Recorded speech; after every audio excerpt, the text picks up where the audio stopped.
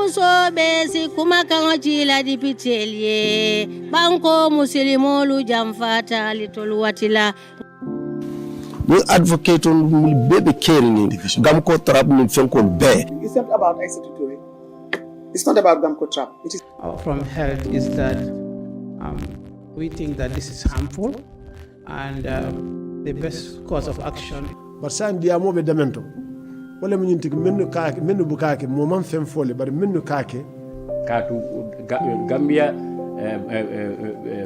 Ministry of Health ye kibarol ponya docteur min yalon kale kodo dila aliye buku iban sila.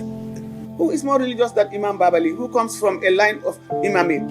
Imam Babali lota chagoli feja ni yalon ko ala family kilti jabe diala min fo en tafle lote fe. Sheikh Imam Abdullahi Fat, the big bully. He's a big bully. I'm telling you. He's bullying the whole country, including the lawmakers. This is the fact. He's the bully. Some lawmakers contacted me saying, Baba.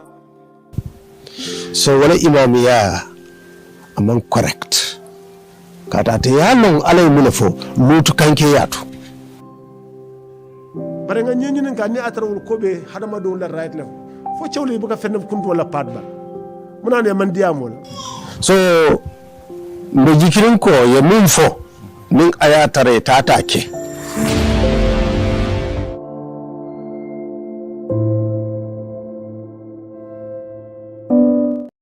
Regard, we just allow them to start. I think that is loud and clear, honorable members. I will now give the floor to the representatives from Tango to give us their presentation. Then from there, you can also hand over your question paper.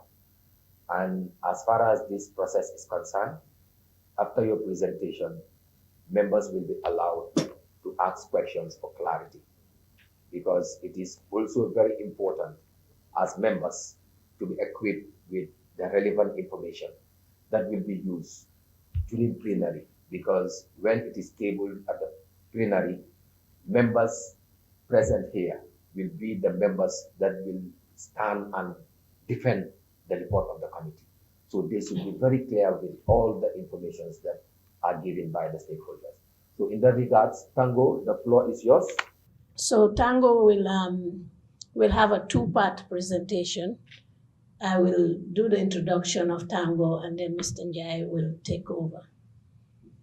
So the association of NGOs in the Gambia, Tango, is the premier and largest civil society umbrella body comprising of international, national, and local associations across the country. It serves as both a platform for cooperation among CSOs as well as a mechanism to build the capacities of CSOs and advocate for an open and free civic space in the Gambia.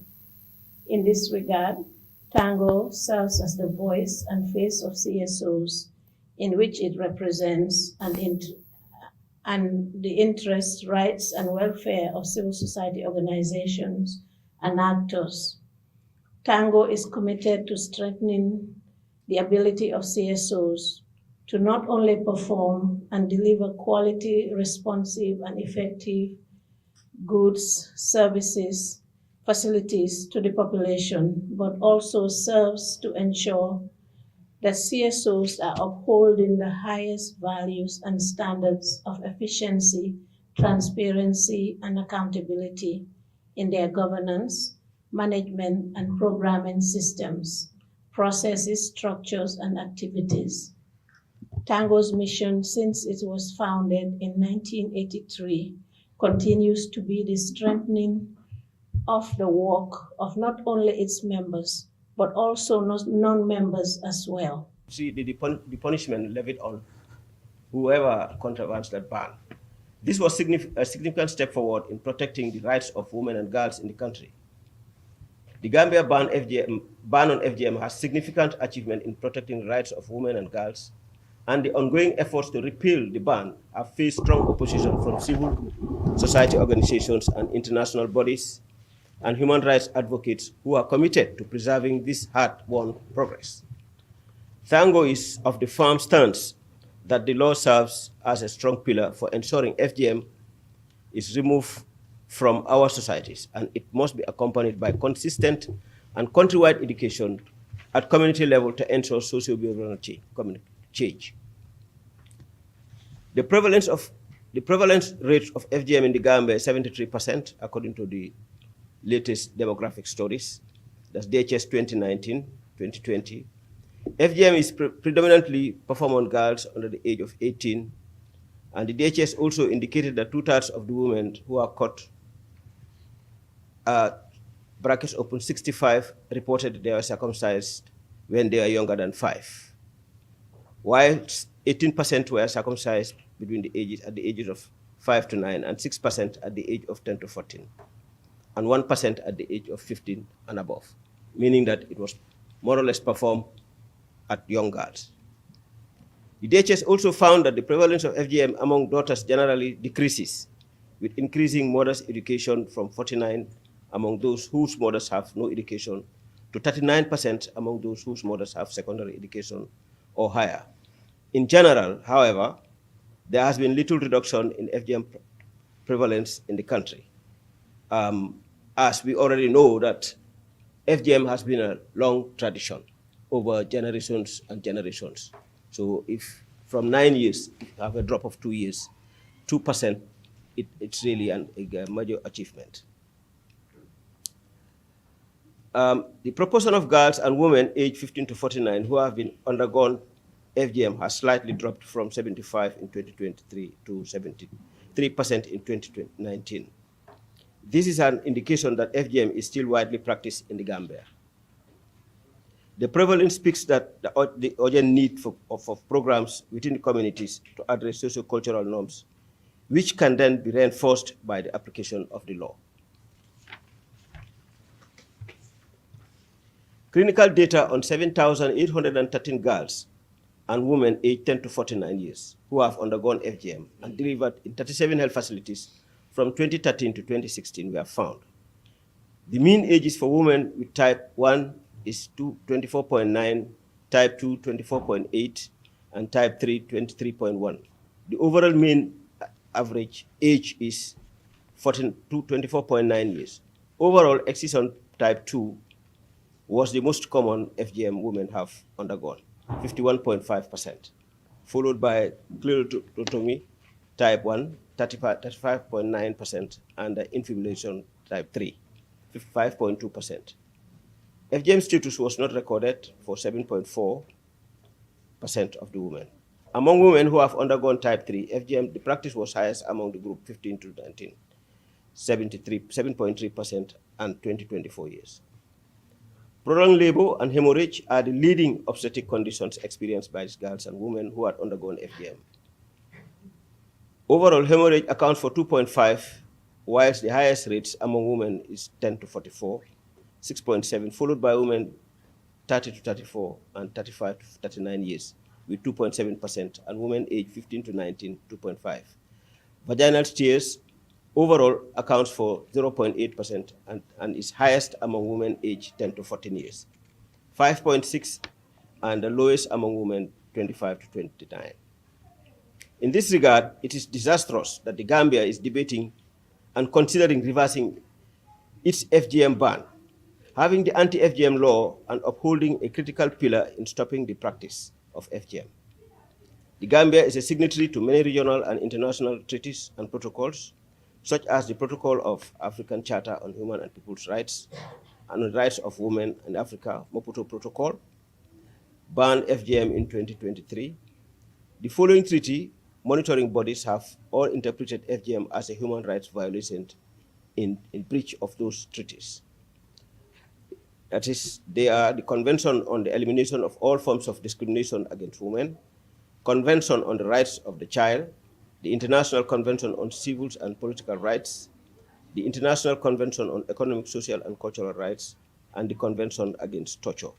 All this we will send in the paper. It has its own websites and references where you can go through to see what they are speaking about on these things, on these issues. The Gambia has demonstrated admirable leadership in taking legislative action against FGM, and the positive ripple effects extend far beyond its borders, influencing other West African nations in their endeavors to combat this entrenched form of gender-based violence. Neighbors have looked to the Gambia as a source of inspiration, drawing valuable lessons and momentum from its practice. Repealing the Women's Amendment Act 2015 and anti-FGM law would undo the considerable gains made in safeguarding the rights and well-being of women and girls. Furthermore, the reversal would potentially weaken the resolved and other nations, undermining the continent's collective struggle to eradicate FGM and overshadowing many lives throughout West Africa and beyond.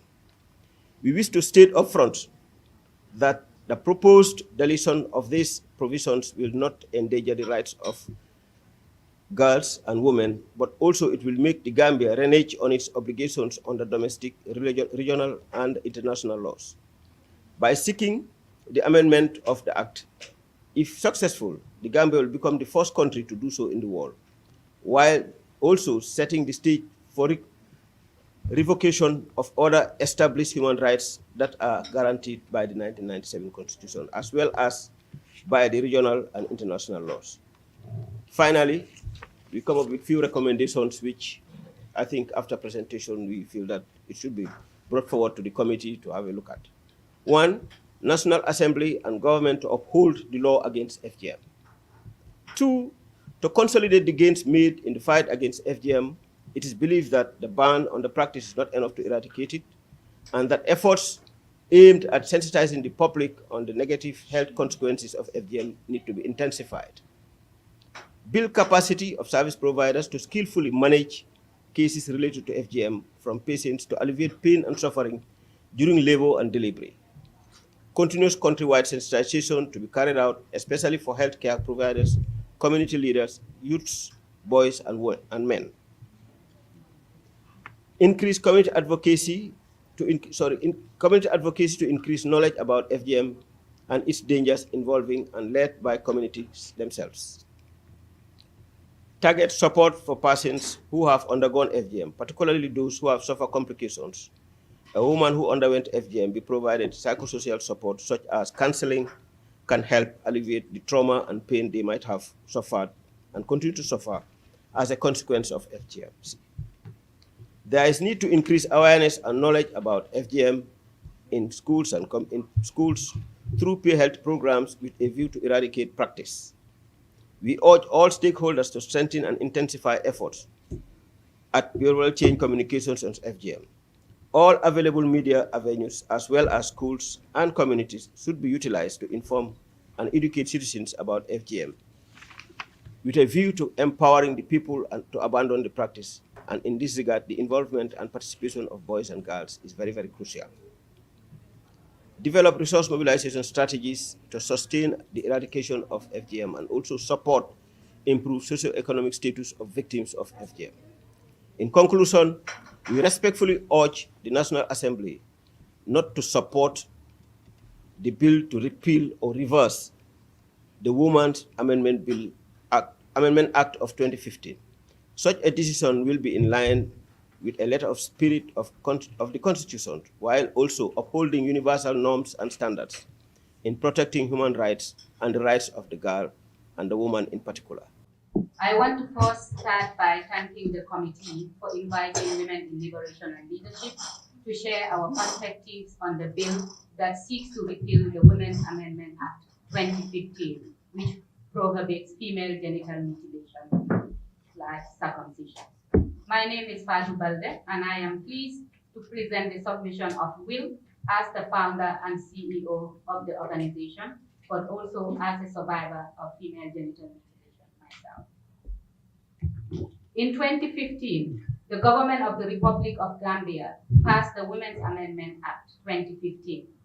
The act prohibits engaging in any form of female genital mutilation or cutting, including excision of the prepuce with part or total excision of the clitoris.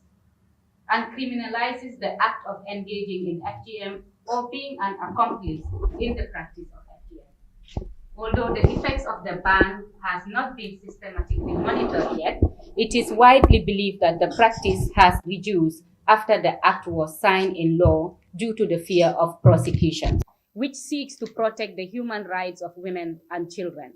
These include the Convention on the Elimination of All Forms of Discrimination against Women, the CEDAW, the African Charter on the Rights of Women in Africa, that is Mobutu Protocol, the Convention on the Rights of the Child, and the Conventions Against Torture and Other Cruel, Inhuman, Degrading Treatment or Punishments.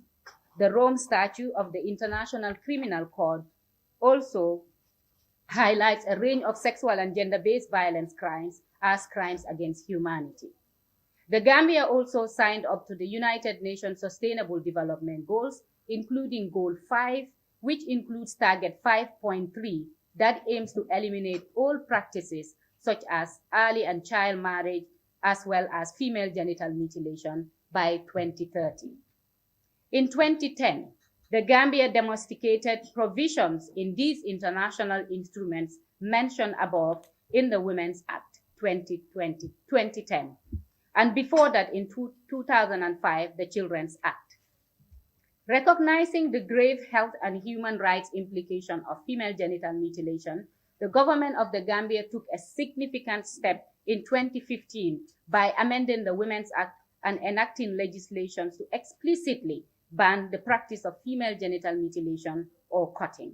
This legal framework was designed to protect the rights and well-being of women and girls, criminalizing the perpetration of FGM and providing a legal basis for prosecution. The enactment of this law reflected the government's commitment to eradicating FGMC and promoting gender equality and the rights of women and girls. Women in Liberation and Leadership WILL is a survivor-led organization that works with communities to empower and share knowledge on gender justice and human rights with women and girls. WILL was founded in 2018 and has since then gained national and international recognition. One of the main areas of our work is in health and sexual and gender-based violence against women and girls, including FGM. We work with both victims and former cutters, Nansimbas, in communities across the country in many ways, including dialogues, provision of safe spaces where women come together to share their stories and experiences. We provide psychosocial support to victims, and we also engage in economic empowerment. Through our work and interaction with women from different communities, we have first-hand information on issues affecting women, including health issues, FGM, and other forms of gender-based violence. The prospective study shows clearly that female genital mutilation or cutting, whether type 1, type 2, or 3, is associated with an increased risk of obstetric complications, including C-sections, postpartum hemorrhage, episiotomy, extended hospital stays, and the need for infant resuscitations. The risk and severity of complications varies according to the type of FGMC, with type 2 and 3 leading to worse outcomes. According to a recent report by UNICEF, 230 million girls and women worldwide have already undergone female genital mutilation. The majority of these cases are documented in Africa. Estimates are showing that in 2024 alone, 4.4 million girls around the world are at risk of FGM globally. The growing international concern triggered by the alarming number of global FGM cases and evidence of the harm it does to girls and women is one of the reasons why eradicating FGM by 2030 was set as a global target for SDG 5, Target 5.3. In the Gambia, FGM, as the previous speaker also highlighted, is carried out by medically untrained old women from the community without anesthetic, using the same crude tools such as knives, blades, repeatedly without proper sanitization on infants and girls mutilated at the same time. From our own experience and the feedback we are getting from the communities, there is little or no change to the way the practice continues today within our communities. The lack of hygiene could lead to severe infections and septicemia. Additionally, as FGM is rarely done under anesthetic, severe pain and trauma can cause severe shock. A study conducted in the Gambia in which the survey and clinical data were collected from 588 female patients found that women with FGMC are 4 times more likely to suffer complications during delivery, and their newborns are 4 times more likely to have health complications. Women with type 1 and type 2 FGM, which is sometimes referred to as circumcision, have a significantly higher prevalence of long-term health complications, such as vaginal pain, problems related to abdominal healing, and sexual dysfunction. Women with FGM were also much likely to suffer complications during delivery, including prenatal tears, obstructed labor, stillbirth, and etc., and complications also associated with long-term healing after FGM. Similarly, newborns were found to be more likely to suffer complications such as fetal distress. And according to the UNFPA, around 73% of women and girls in the Gambia are survivors of female genital mutilation. However, in some regions, such as the URR and LRR, the figure is 80% or more. I know that you have heard from several testimonies, and one of the testimonies from medical doctors before this committee. For example, on the May 8, 2024, Dr. Babandin Dafe, a gynecologist, presented evidence which shows that out of 2,017 deliveries entered in central registry in the Gambia between January to April 2024, 83% were survivors of FGM. Those closely corroborating the national figures that I have just highlighted. Dr. Dafe presented 11 documented cases, which confirms the globally recognized risk of FGM, including death of a 5-year-old, which he shared with you. He also talked about the C-sections and de-infibrillations, that is cutting of the open narrow of the women, which are often stitched. In all of these cases, due to the women's inability to deliver naturally. We also heard from Dr. Abubakar Jah, a Gambian consultant who appeared in front of the committee here. He also told the committee on the 8th of May, 2024, that female genital mutilation or cutting cannot be medicalized because doctors are not allowed to do anything that is harmful to patients in medicine. Dr. Jah gave an example out of many that he has treated of FGM, including a case of a girl between 18 or 20 years who had difficulties passing urine, and he had to conduct reconstructive surgery on her for over 2 to 3 hours. For the avoidance of any doubt, FGM is internationally considered to be a form of gender-based violence because it is performed on young girls and infants, which shows who are girls, which shows the gender aspect, and it also involves the mutilation or removal of their genitals, which they cannot consent to. These also result in health implications. The global acceptance of WHO categorizes FGM into 4 categories. Type 1, which I also believe the previous speaker highlighted on, which involves the part or total removal of the clitoris gland, the external and visible part of the clitoris, which is sensitive part of the female genitals, with the function of providing sexual pleasure to the woman, or the prepuce or the clitoral hood, the foreskin surrounding the clitoral gland. To distinguish between the major variations FGM type 1 and 2, they have been divided into 2 subgroups. FGM type 1A involves the removal of the prepuce or the clitoris hood, and FGM type 1B is the removal of the clitoral gland with the prepuce, that is the clitoral hood. We also have FGM type 2, which is the part or total removal of the clitoral gland and the labia minora. Those are the inner folds of the vulva, with or without removal of the labia majora. FGM type 3, often referred to as infibulation, which is the narrowing of the vaginal opening with the creation of a covering seal. There is also FGM type 4, which involves any other form of harm that is put on the woman's genital for no medical reason. Distinguished Excellencies, FGM type 1 is often referred to as female circumcision in our country, especially by advocates of the practice in an attempt to distance it from FGM itself. So most people will argue that FGM circumcision is not mutilation.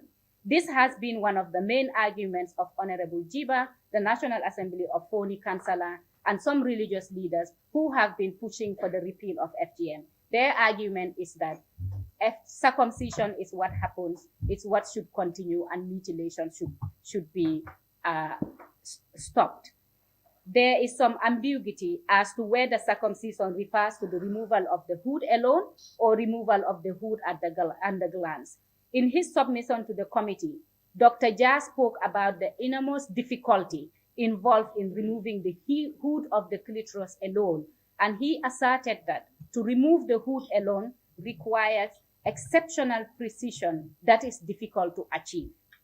I would like to emphasize to this committee that type 1 of FGM, which are being referred to as female circumcision, are both forms of FGM because they either involve removal of the hood that covers the clitoral gland or the external part of the clitoris for non-medical reason. So female circumcision also involves the cutting of female genital organs for non-medical reasons. As a survivor-led organization that does a lot of work at grassroots level, we are fully aware of the prevalence of FGM, especially in rural communities. We have come across many cases of health complications due to FGM, which women report back to us when we engage them at the community level. A common occurrence is women not being able to consummate their marriage due to the narrowing effects of FGM in their genitals. Often, they go back to the cutters to open or de-infibulate them using the same crude equipments that they use to cut girls, and these women are expected to engage in sexual intercourse with their husbands immediately or a few hours after this procedure. Whilst it is true that some older women support FGM, the younger generation of Gambian women, especially those who are here in this room and who we've been engaging with, and many of the school-going girls generally do not want this practice to continue. However, many young women that Will has spoken to also reported that they find it difficult to talk to their parents about the practice, as it is a subject that remains a taboo despite its harmful effects on women and girls. As we acknowledge these complications, we want to stress that the cutting of girls is not preventing young women from engaging in early sexual activities. One indicator of this is from our engagement at the community level across the country. We have had mothers and fathers at the community level who have repeatedly expressed their concerns over the high level of teenage pregnancies, which is hindering girls from reaching their full potentials, including the disruption of their schooling. Yet these young girls are often survivors of female genital mutilation. The evidence that FGM is harmful to women is overwhelming. As demonstrated in this paper, there is ample evidence around the globe in the Gambia, which shows that FGM of any form and type is harmful to those who undergo the practice. Repealing the law will therefore put girls and women at risk from the time they undergo FGM to the rest of their life, both in the terms of physical and mental health. The risk of infection from cutting in communities is significantly elevated, especially at communities where HIV is prevalent. By its nature, FGM is a form of gender-based violence, and because it is administered on infants and children, it is a gross violation of the rights of children, which continues to affect them physically and psychologically into adulthood.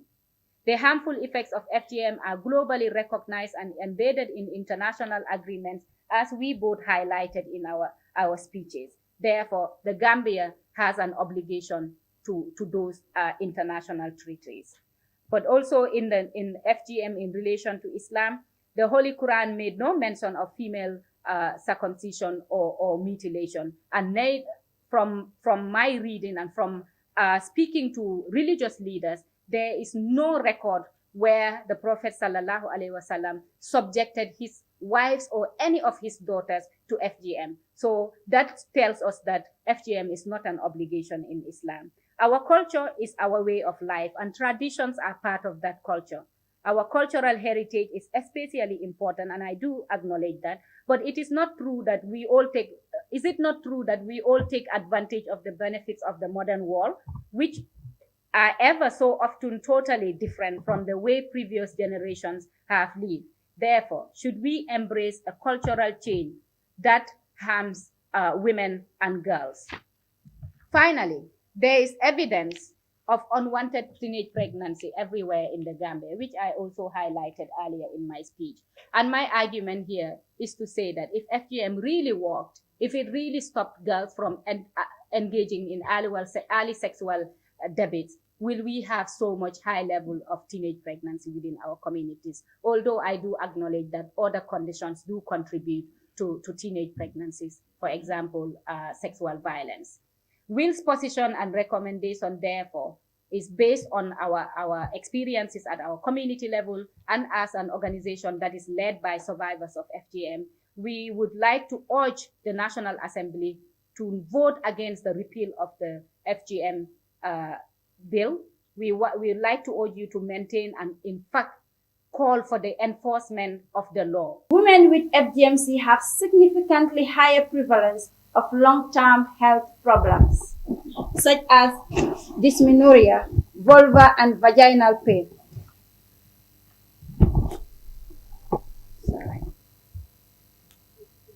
Vulva and vaginal pain.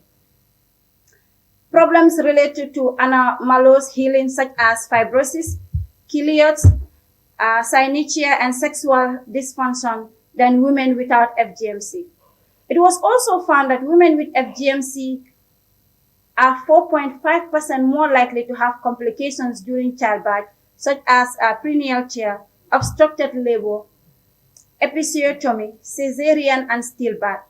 These consequences can also lead to complications for the baby, such as fetal distress, comfort of the fetal head, and even death. Many girls subjected to FGMC experience immediate complications, such as severe pain, bleeding, and infections, leading to long-term consequences such as chronic pain, sexual dysfunction, and obstetric complications, like the former speakers has highlighted. When it comes to the socio-economic complications, the socio-economic implications of FGM are profound, affecting not only individuals but also communities and societies at large. The practice contributes to the perpetuation of poverty and inequality. FGMC increased healthcare costs and reduced productivity due to the burden of treating complications and addressing long-term health effects. Fundamentally, managing health complications of FGM, such as fistula, relapses, etc., are costly not just on individuals but also to the health sector. By perpetuating harmful gender norms and inequalities, FGM undermines efforts to achieve gender equality and, by extension, limits girls' access to education, employment, and decision-making opportunities. This practice robs young girls of their autonomy, dignity, perpetuating a cycle of gender-based violence and discrimination. On the effects on human rights, FGMC grievously violates the fundamental human rights of women and girls, such as their right to physical, sexual, and mental health. It violates well-established human rights principles, norms, and standards. Key principles among these are the life to right, where in the case girl children lost their lives, equality and non-discrimination based on sex, the right to freedom from torture, cruel or inhuman treatment, freedom from degrading treatment, etc. These rights are cumulatively captured in our national laws and other domestic laws, such as the Domestic Violence Act of 2013, the Children's Act of 2005, and the Women Amendment Act of 2015. And key international instruments that the Gambia is a signatory to, as highlighted by the previous speakers. And this includes the African Charter on the Right of the Women, that is the Maputo Protocol, and the African Charter on the Right and Welfare of the Child, the UN Convention on the elimination of all forms of discrimination against women, and the UN Convention on the Rights of the Children. Our position as advocates for the general well-being, protection, and empowerment of young people, especially young women. The National Youth Parliament, the Gambia, stands firmly against the repeal of the law banning FGMC and calls for more stratification for its effective implementation. We stand in solidarity with survivors and affected communities, affirming their right to bodily autonomy, health, and dignity. We urge the National Assembly to uphold the ban on FGMC and reject any attempts to medicalize or legalize this harmful practice. Instead, we call for comprehensive measures to address the root causes of FGMC, including increased community engagement, education, access to healthcare and support services. It is imperative that we safeguard the rights and well-being of our young girls and women, ensuring a future free from gender-based violence and discrimination. Our recommendations: advocate for legislative reforms to enact comprehensive laws banning all forms of FGMC and imposing strict penalties. Improve access to education and healthcare services, particularly in rural areas, to empower women and young people with accurate information and support. Engage communities through dialogue and empowerment initiatives involving religious and community leaders, traditional birth attendants, and young advocates. Strengthen the health sector to provide comprehensive care and support for survivors, including medical treatment and psychosocial support services. Invest in research and data collection to better understand the prevalence and consequences of FGMC and inform targeted interventions. Enhance international cooperation and collaboration to leverage technical expertise and resources in the global movement to end FGMC. And in conclusion, honorable members, the National Youth Parliament, the Gambia, urges the National Assembly to take decision action to end the practice of FGM and protect the rights of the young people, particularly girls and young women. We call for coordinated and multi-sectoral approach involving government agencies, civil society organizations, religious and community leaders, and the international partners to address the underlying factors of FGMC and promote gender equality. Together we can attain a Gambia where every young person can strive and fulfill their potential and be freed from all forms of harmful traditional practices.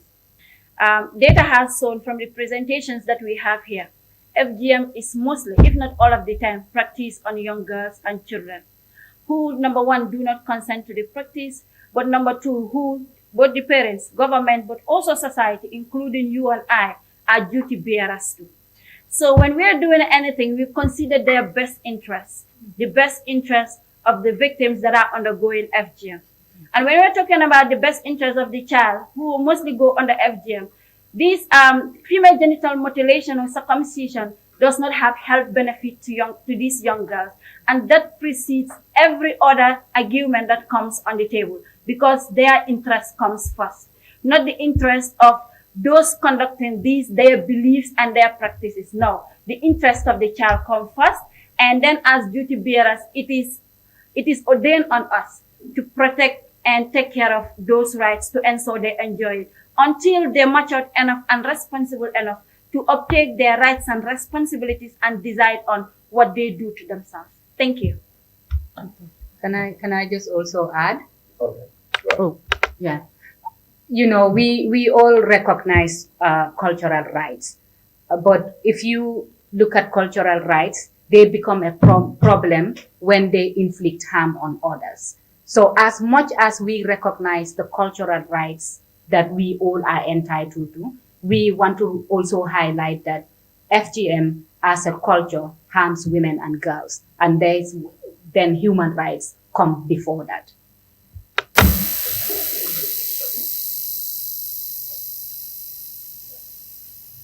Okay, I think that's clear. So now we go to Honorable Ture. You can go ahead. Yes, thank you very much. Very much.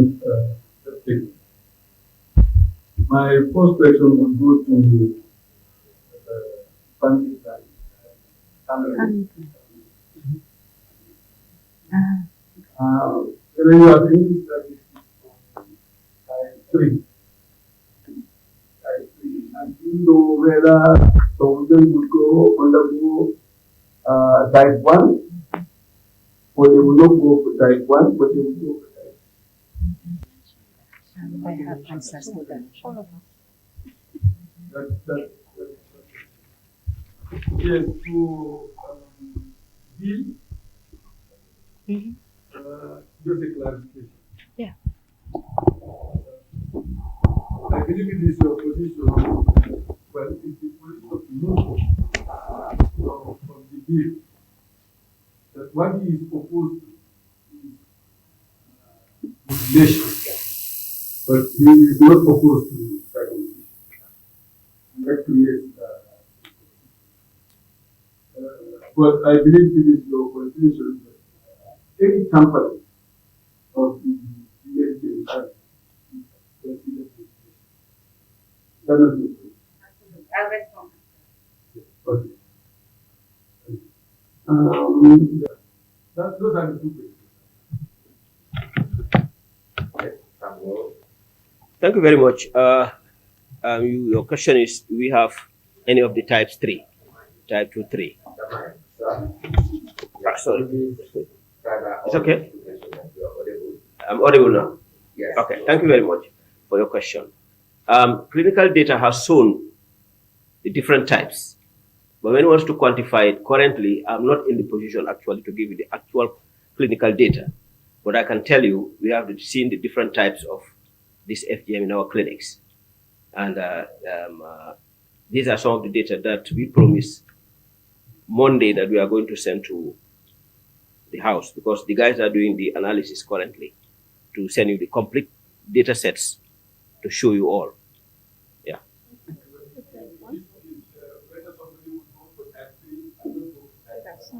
No, because well, we do not listen. We do not practice FGM in the first place.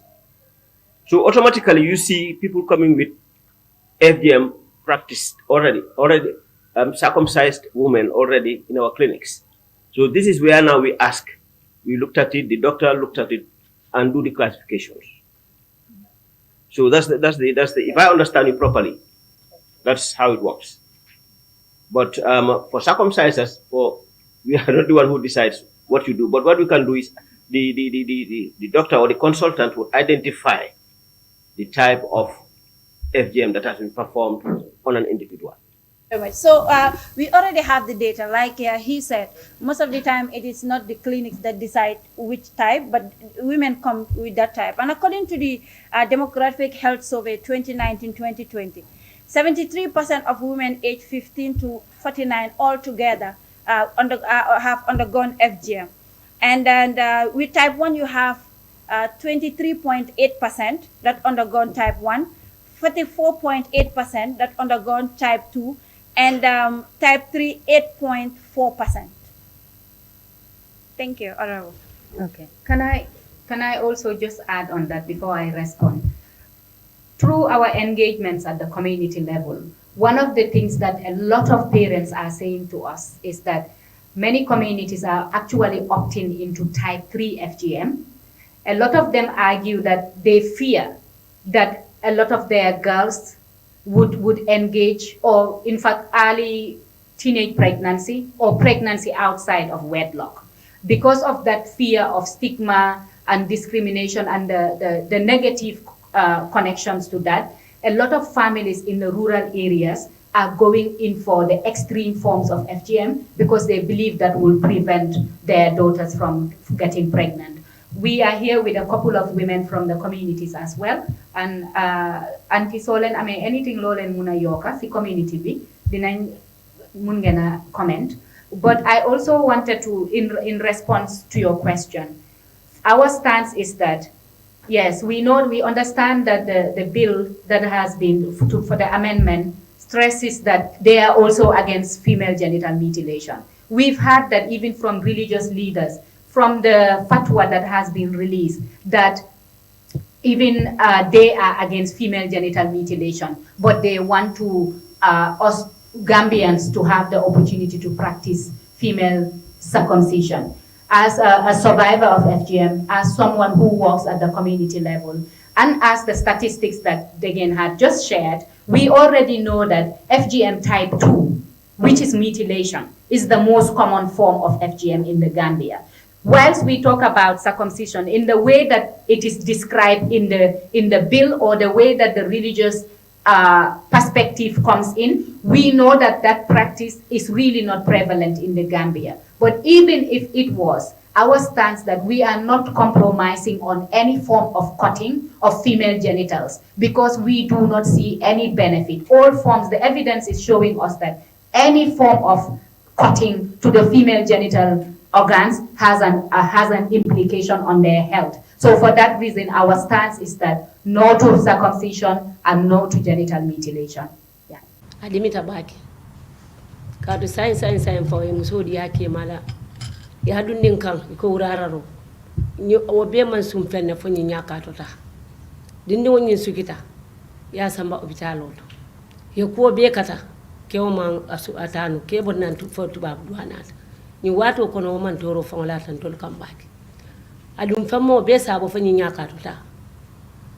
Kama hade madune nyan tota kata bala tora ba. Ke wayna sai ko de ke yota yo sukobo be pare ke wayna lanyoya. O mu man tora balati mi yalo ngabala fawarata kadu ko iba suko bola daminto doron wo suko fana ko puru sunguto nyin kana konoma o konoma ro dum fana fele hansa man tankawo kati ko dol ka sunguti ya bongon singol dol ka sondolo ta ikela ikasiyakan ikela sunguti ya kafin tol yawo be training kele sunguto dol be je ka si sondolo ke ikela sunguti ya sunguto kambano na la fita sunguto ala tumba tala ngon sin keso min ka jangaya aka bwala yen tol karanda bele ali amoy oto nyiwo kay nimbe be sonnam be ke bakilim fakilinti nganyin ko nkana dindu la nyantota man tora bale beji nte wala soto gedi man tora ba la barka ba Can she just say who she and where is she? nde bota sintetele bar ntel mu kanyala wona fa alba de la kanyala wala mun toleti nto mu falo ba gilati falo ba gi sintete fo ni garo le mbota wala penda ba wala mun penda ba alata kola wala nim fatu balde wala le kanta sida bari la mitin won mitin hani ba kala hani ganni basi ntol be no ntol la sojaro la mun yunati ibe dawo dam be no ada ala mitin boka fontol ko ntani nyimuso ala baraka baki Baraka. Can we also allow her to say something? Can you please put on the mic? Dalilu libe mbulo kono. Na dindol be batare na sunkutu dingol be batare mbakere. Follow. Ni sunkutu ndo samba nyakado. Iko iya suke. Dol ko ikasukuro ke dol ko ga fenko ta to dum fenneta barantali ani be sukuro kila yelo men bote fon bala ike sukiyol ko sielo na bote bala siata na meta akake bala subolde o bala subo ka fo la suko nuwo suko site ko be dile kila o bala subo fo ya bu afara katu yelo lemo o ko la ene di kila o fana mu problème o lol ni bota woto nata sunkutundo la kono ma juno to e ko ni edindo samba nyakato abuka kono ma juno bare won ter mam bili fola ko ngajere ko dindol min tata nyakato wala fanka kono ma baake dindol min tata nyakato e ko ka min prevent from nya kono mal wala kana kono ma mbukale ka kono ma nyami kati ko ni musola nyato kuntu wala kati na la filino kata ala tambina akatala bar han sa enter ngajere ko dala muntel man bili fol ko sani sa ni ya bondiji o matinde man kono ma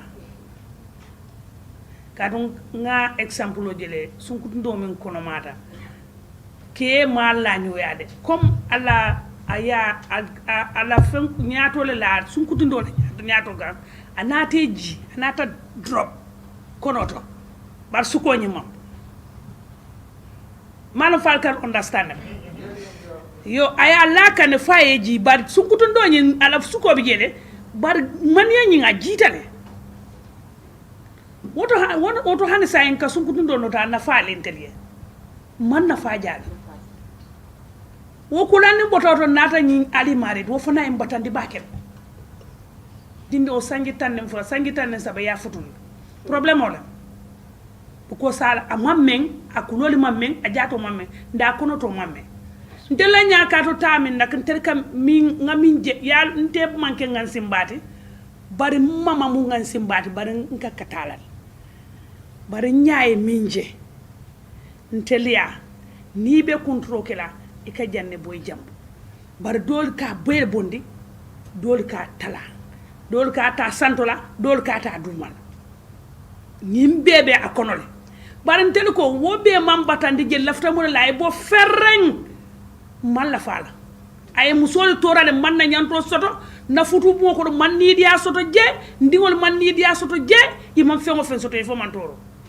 no wulu wato sita way siabi seketo be siar fengo bebe siar seketo do ni nganya fo bulo be ke yelode o fanante kayrati musola karol yena amur ko tan ken dun kebe te bule ni ay nilla wato sita te bulole ni ko an ngal lete ni ekuya ika fala ko nimbella la ke ko man ni e dia bari be la ke ko may ni kuya amon sabu fenna foni na yele balo be bus do ko lom o mu bala falte wala tan nga den kilo la musole ngoya musole ay wale nye mu bala fa nyim bala falatina mbe man sakunda danila ala kan kila kan nyebo la fitaye bo fereng l'hôpital mi ka foko ha foni en samba je nyi a samba l'hôpital oto sangi tannen se abeti ala wo be kanam faaje ntede ko aye bo fereng musol yela nyanto so adin ko singa sareji ali makoy national assembly mbal dan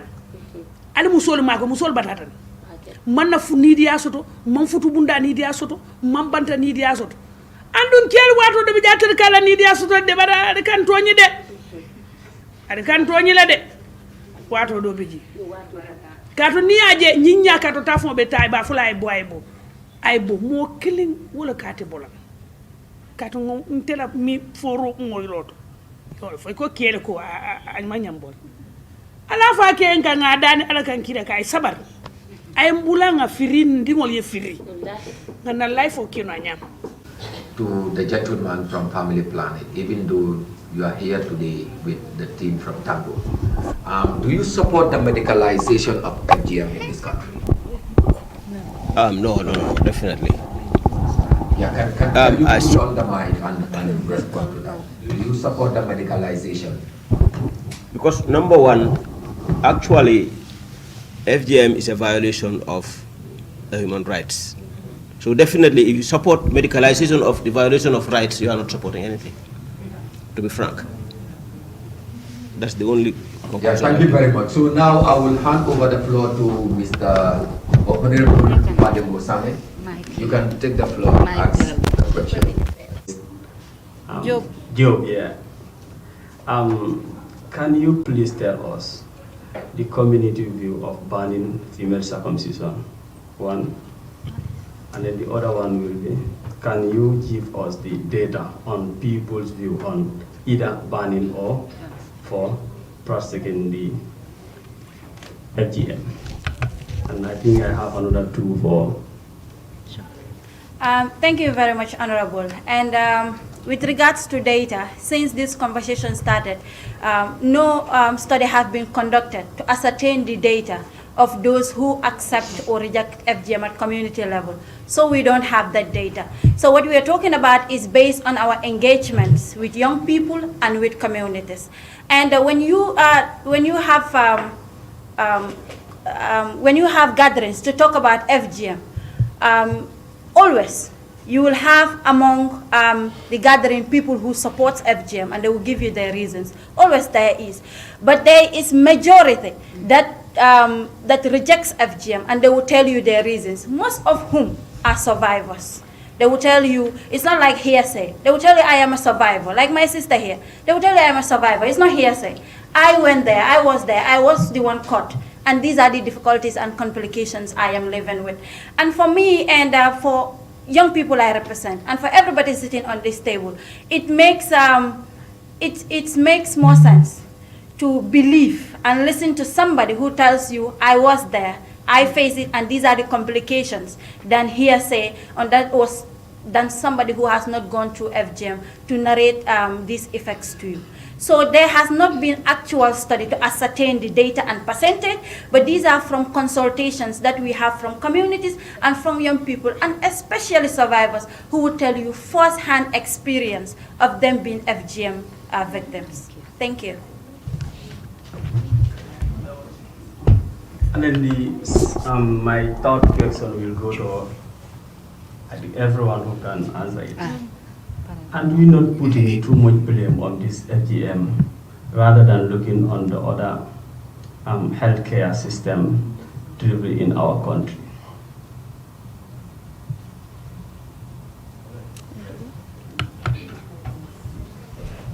Do you get this question? Yeah.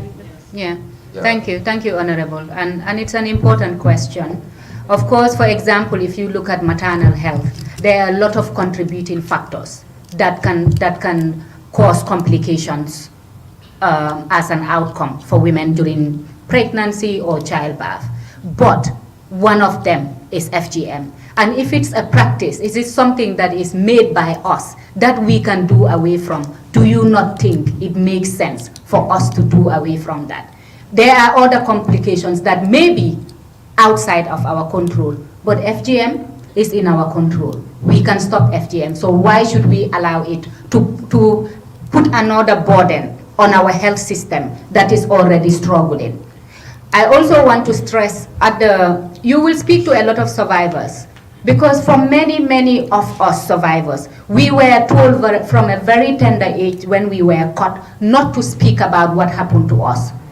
For many women as well, even though they will experience complications associated to FGM, if many other women around them are also experiencing those complications, it's easy for you to think that this is as a result of being a woman rather than associating it to FGM. You will all agree with me that evidence, data is a problem in this country. And one of the lessons that we have learned from this whole discussion is the need for the data as a proof.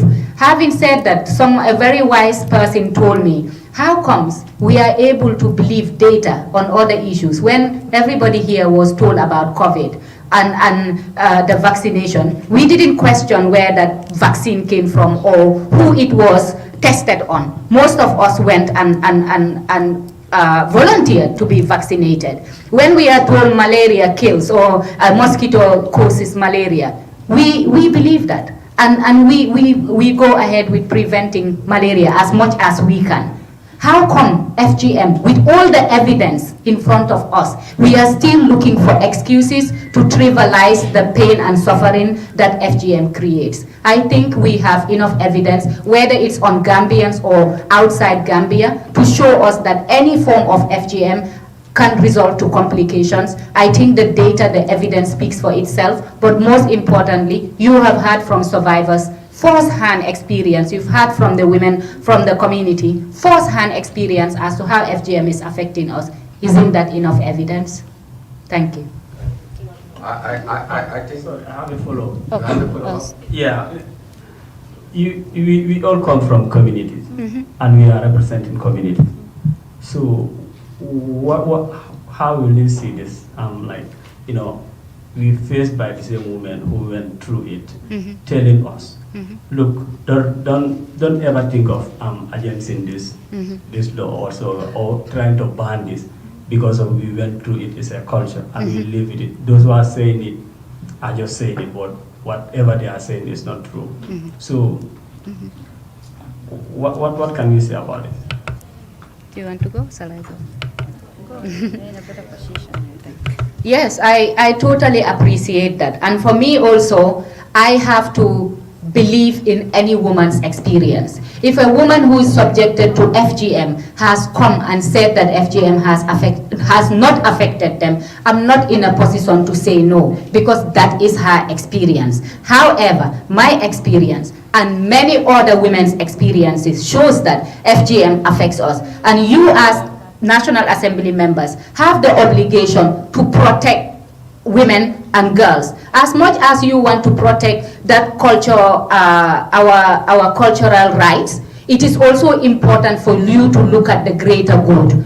What is the benefit of allowing FGM to continue? I understand it is important to take those into consideration. As I highlighted earlier, we know for most women who have suffered FGM, they don't know how FGM affects them. Myself as an example, for many years, I didn't, even though I was a survivor of FGM, I didn't know how FGM affected me. The first time I heard about female genital mutilation, I argued that female genital mutilation had no impact of women. So I do hold grace for those people.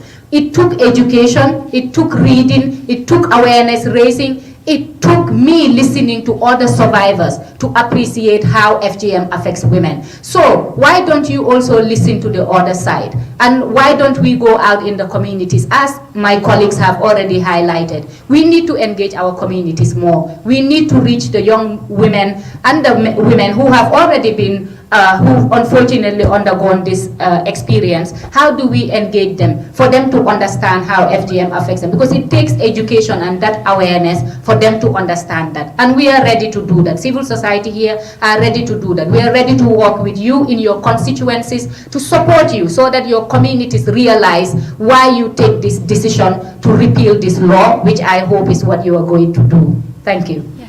I just want to I think that is clear. What I'm seeing Mrs. Mane here, or Ms. Mane rather, wanted to say something. Is it in line with what is currently happening?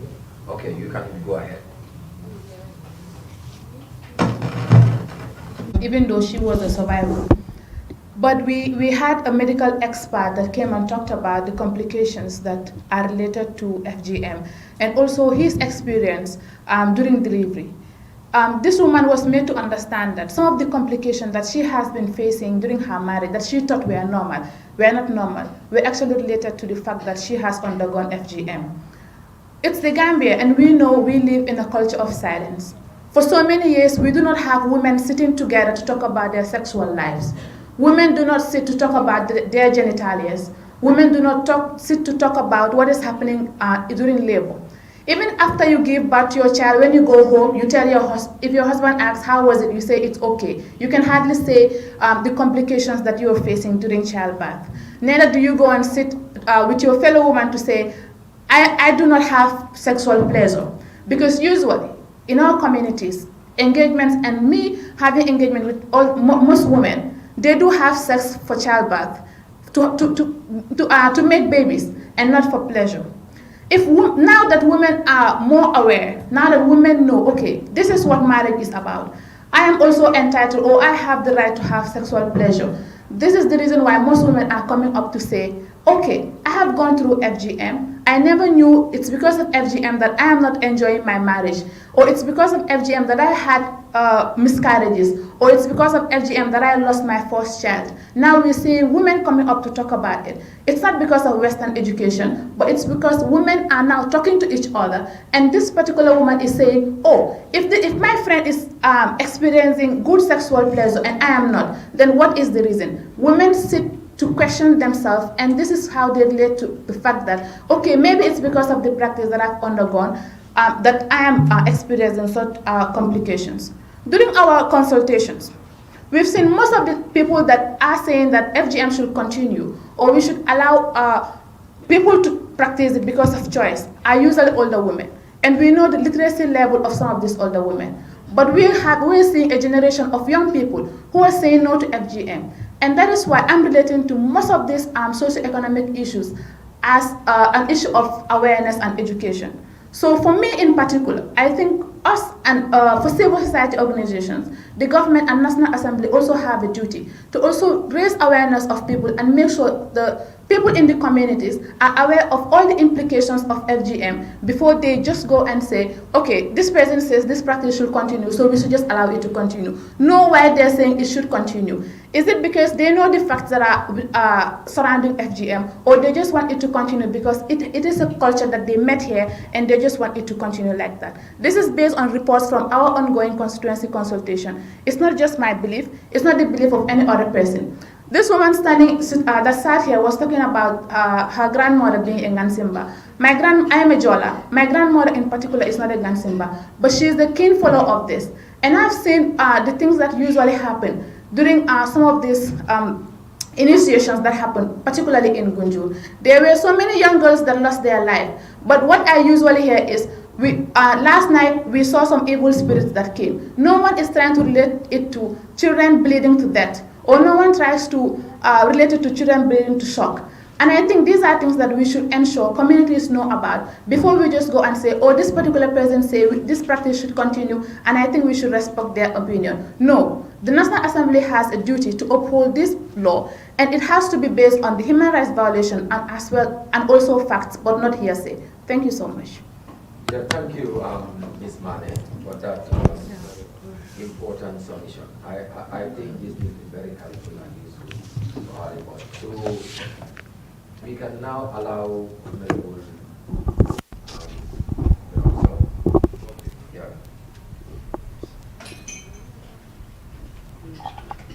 Thank you very much, Chair. I also want to thank the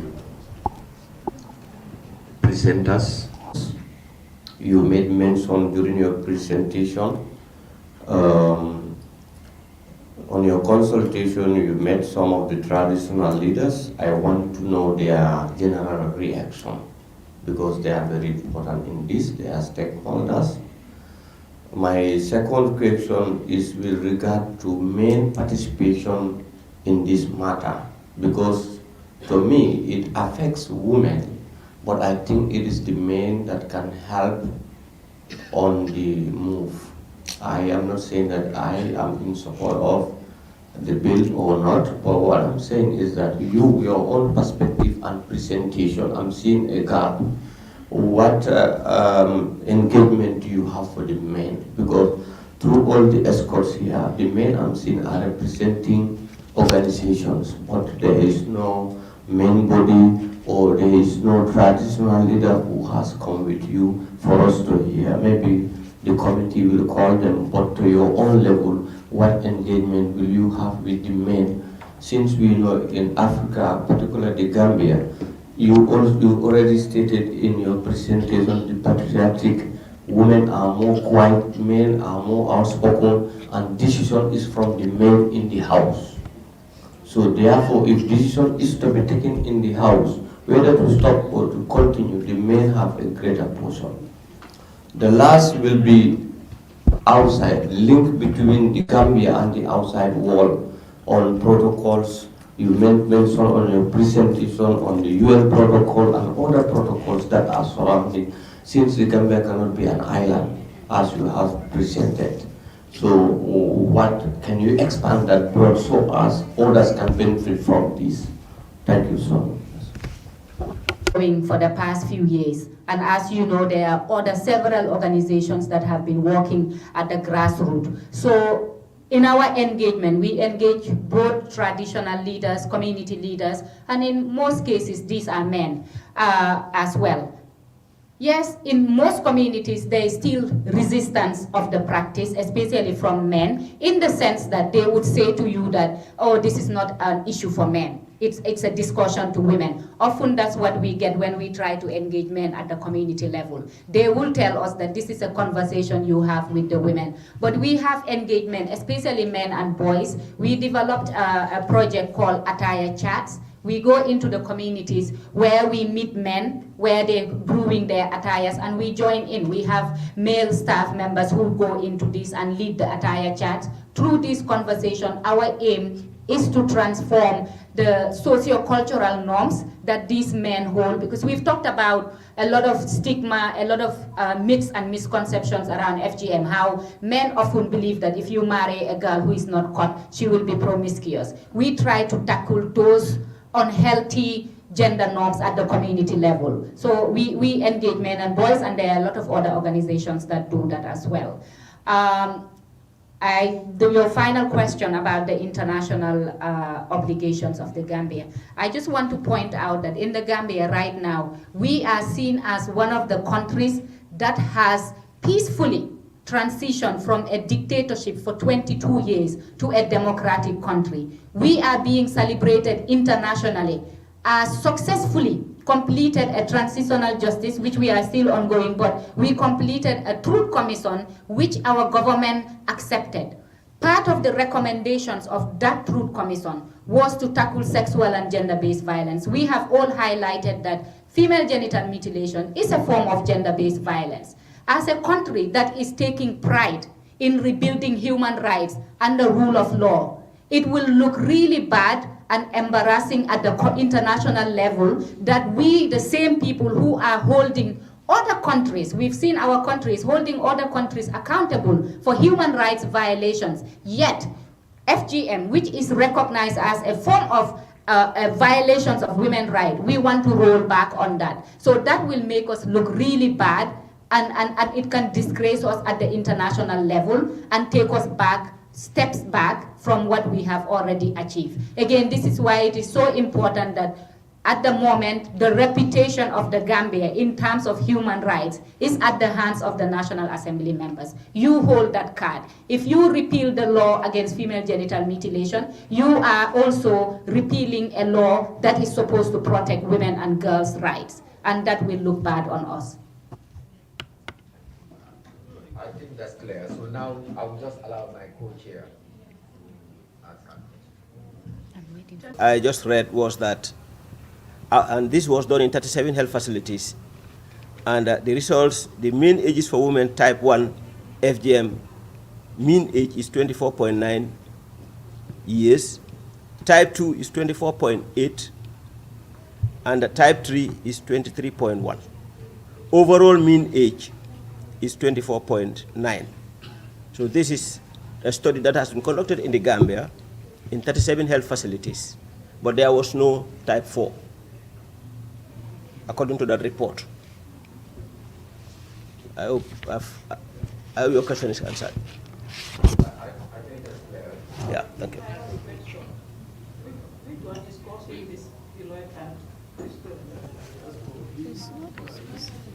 No. Let me see. Comes to fistula. Usually we see certain women that after delivery, they say, which is epis. If a woman is going through delivery and the delivery is prolonged, to save the child, usually they will perform episiotomy on the woman. In a case where episiotomy is not performed on the woman can just tear on her own. And in this case, the female genitalia, the genitalia is very close to the anus. That means if the woman has to tear on her own, it can tear from any side, and it's very difficult to manage. That is why usually in the hospital, if the midwife realizes that prolonged labor is happening and the woman is not dilated to 10 centimeters, they have to tear so that it can be easily managed. And after this tear is done, the woman is usually sewn again.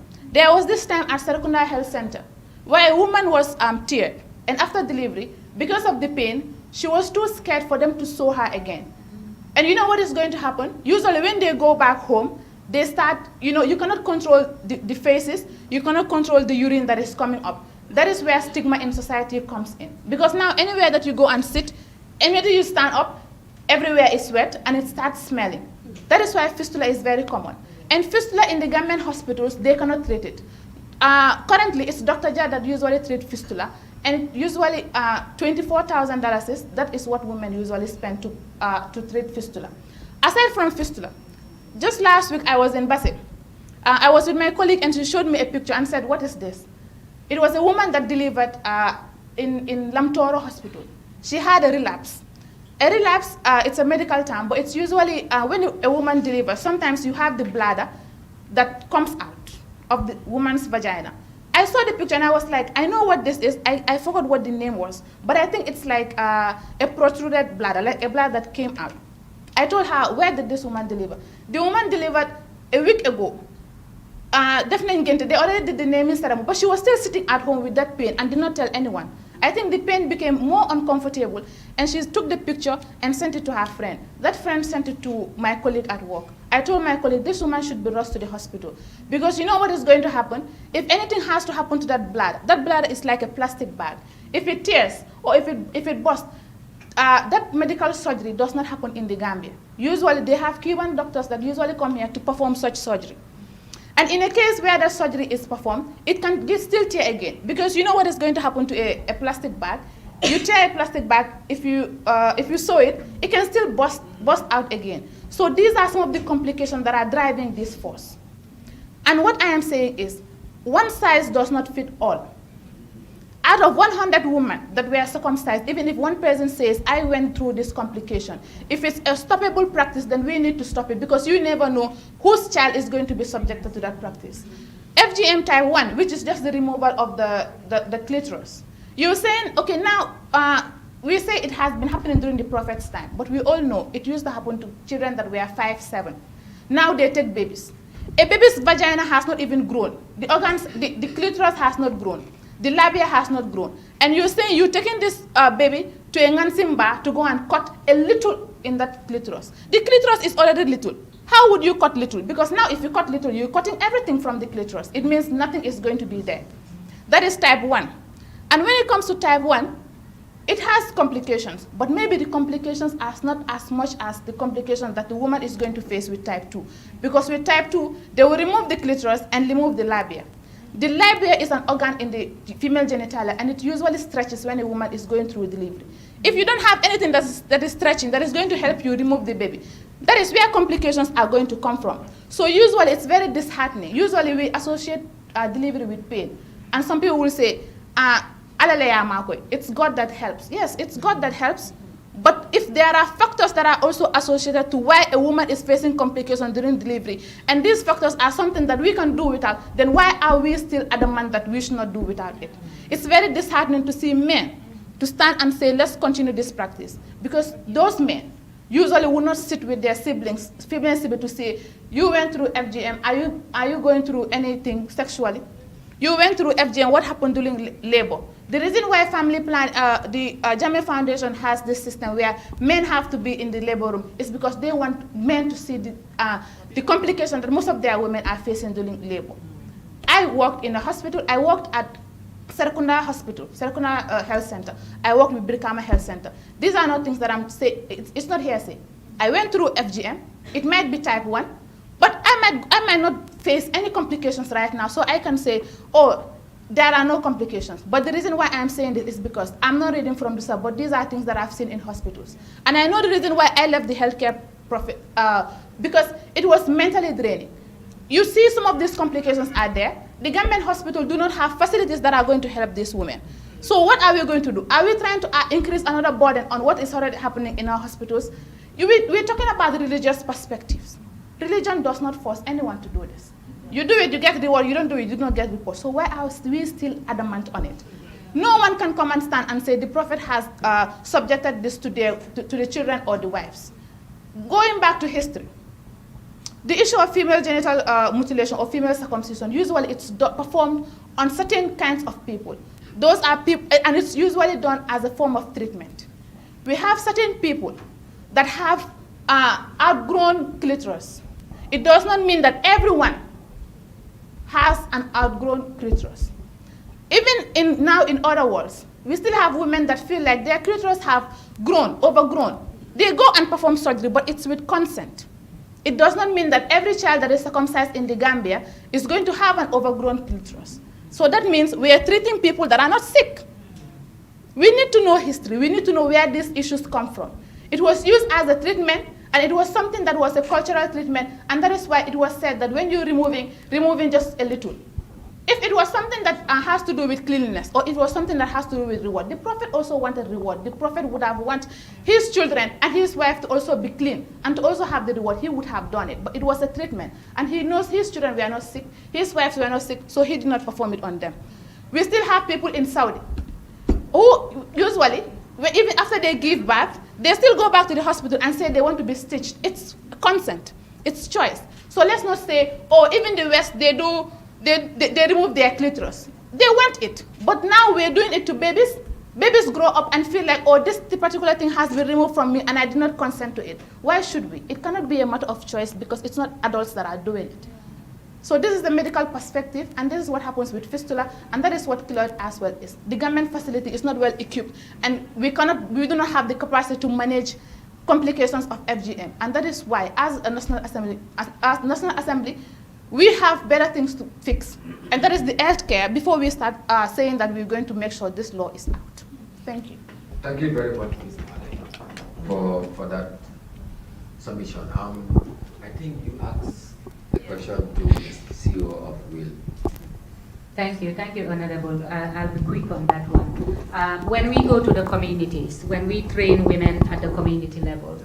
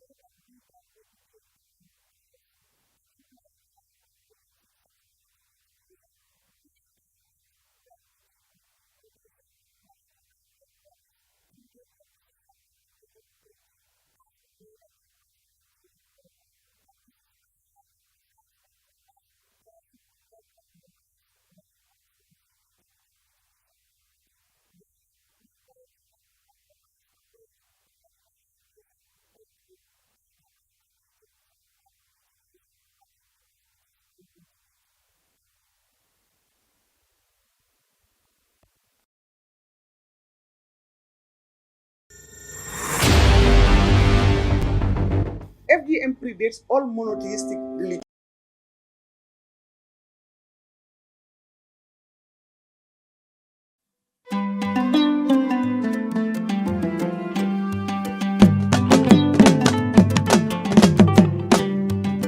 Dafa jóg taxaw ngir jàppale njaboot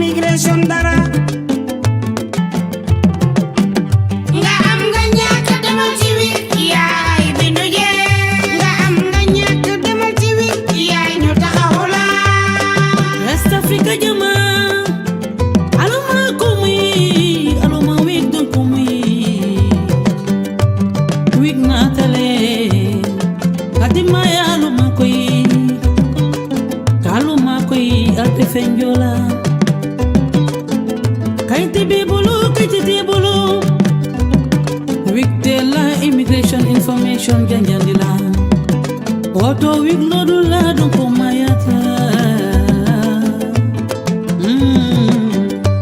Wikulitale kadimbalu makoi Wikulitale kadimbalu makoi Wikulitale kadimbalu makoi Wikulitale kadimbalu makoi Musukono mal aliwuli ya mutarse Susule lalo aliwuli ya mutarse Ani masangilu lusi kaya mutai